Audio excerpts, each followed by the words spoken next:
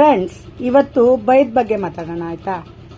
ಭಯ ನಮ್ಮನ್ನ ಶಿಸ್ತುಬದ್ಧರನ್ನಾಗಿ ಕ್ರಮಬದ್ಧವಾಗಿ ಇರೋದು ಹೇಗಿರಬೇಕು ಅನ್ನೋದನ್ನ ಭಯ ನಮಗೆ ಚೆನ್ನಾಗಿ ಕಲಿಸುತ್ತೆ.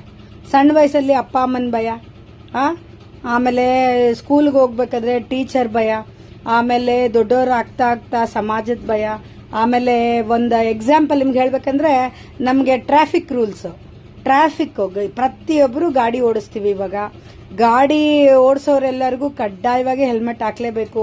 ಹೆಲ್ಮೆಟ್ ಹಾಕಿಲ್ಲ ಅಂದ್ರೆ ಫೈನ್ ಬೀಳುತ್ತೆ ಅನ್ನೋ ಭಯ.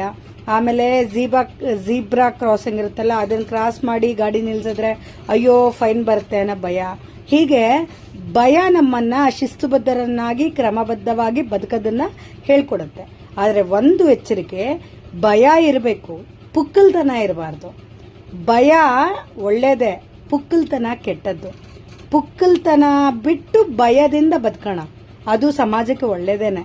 ಹಾಗಾಗಿ ಪುಕ್ಕಲ್ತನ ನಮಗ್ ಬೇಡ, ಭಯ ನಮಗ್ ಬೇಕು. ಆಯ್ತಾ?